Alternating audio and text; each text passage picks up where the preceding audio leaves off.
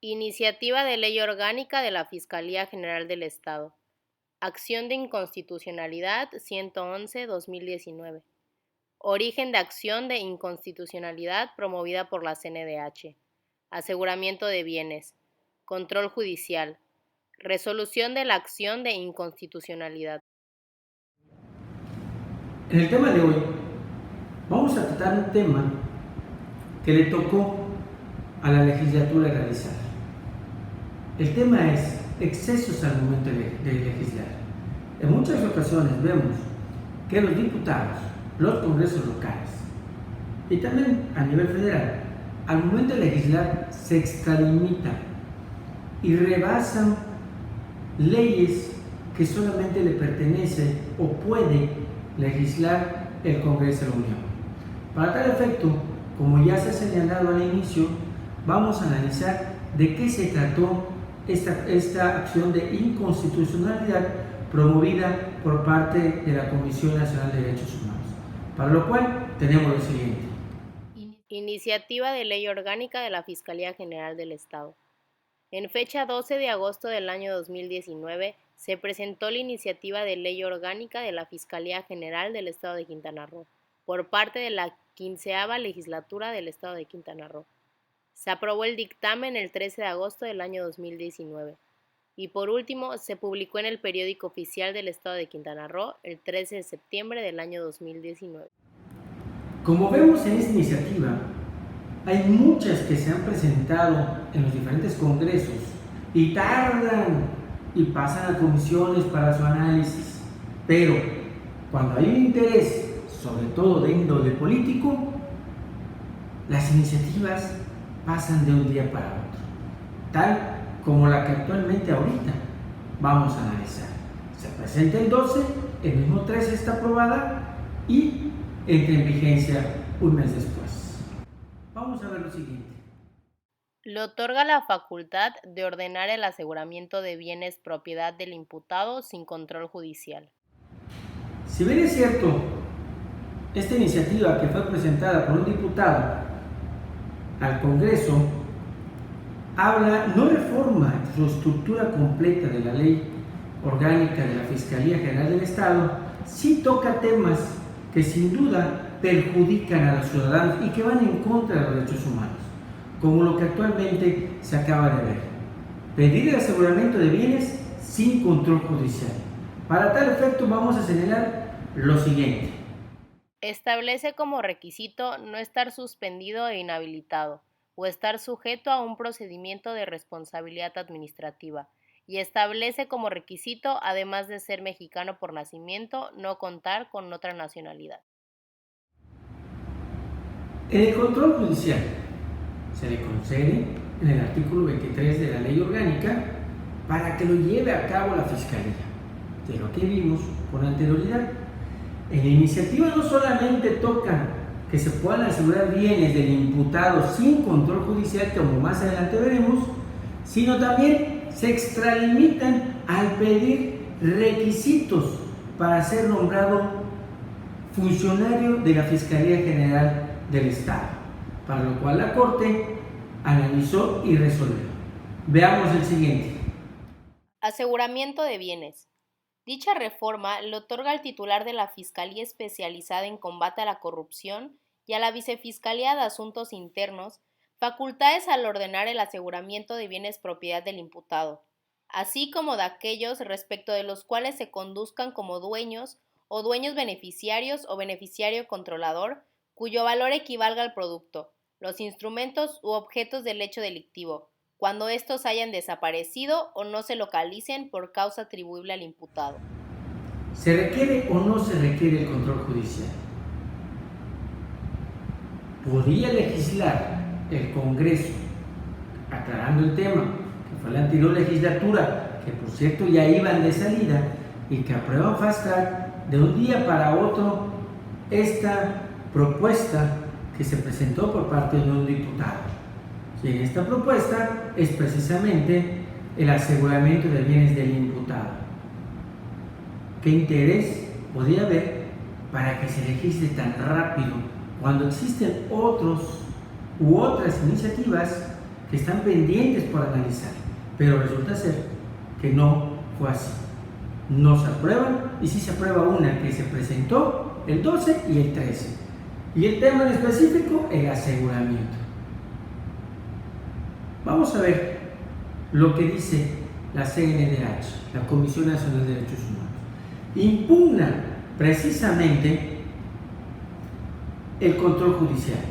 Es decir, que no puede el Congreso del Estado legislar en cuanto al aseguramiento de bienes sin control judicial, argumentando que solamente le compete a la Federación, en caso concreto al Congreso de la Unión.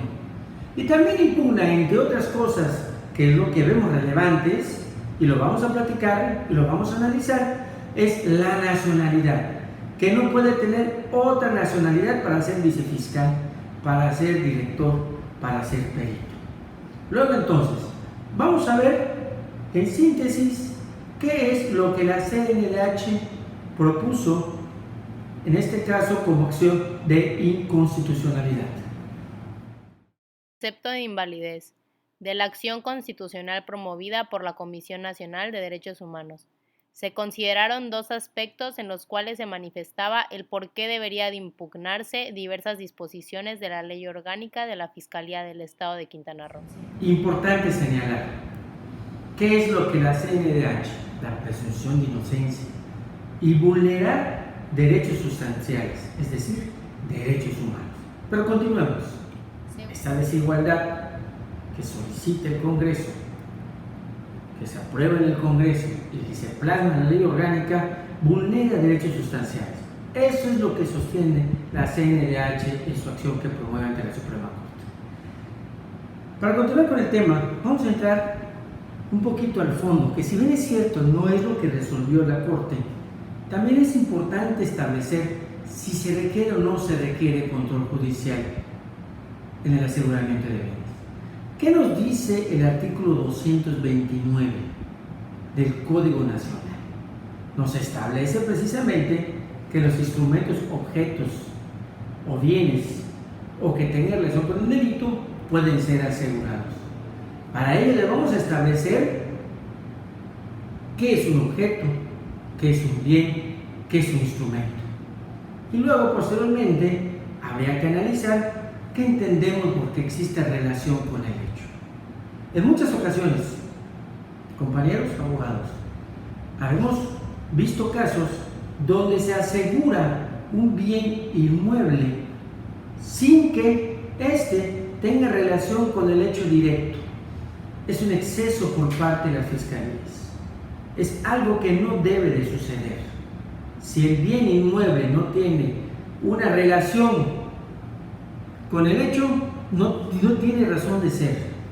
Ahí, sin duda alguna, se extralimita la autoridad. Y más aún se extralimitaría si hubiéramos permitido que se aseguren los bienes sin control judicial. Cuando menos, hoy en día tenemos la oportunidad de que se pueda acudir al juez y el juez pueda determinar si procede o no procede el aseguramiento, siempre y cuando se acredite el hecho que tiene relación con el delito que se está investigando. Pero quiero aclarar, desde el 2014, 15, 16, 17, 2018, 2019 y ahorita en pleno 2020, todavía apenas se está resolviendo sobre este tema, como más adelante lo veremos. Y peor aún, ¿qué nos dice el artículo 231? Una vez que se asegure, tiene 60 días la autoridad para notificarle al representante legal o directamente al imputado. Pero eso no sucede. Hoy en día tenemos que se realizan los aseguramientos y ni siquiera lo notifican. Eso es lo más grave de este asunto. Se vulneran garantías sustanciales, se vulneran los derechos humanos que hoy se protegen en la Constitución Federal. Vamos a ver lo siguiente. Artículo 251. Actuaciones en la investigación que no requieren autorización previa del juez de control.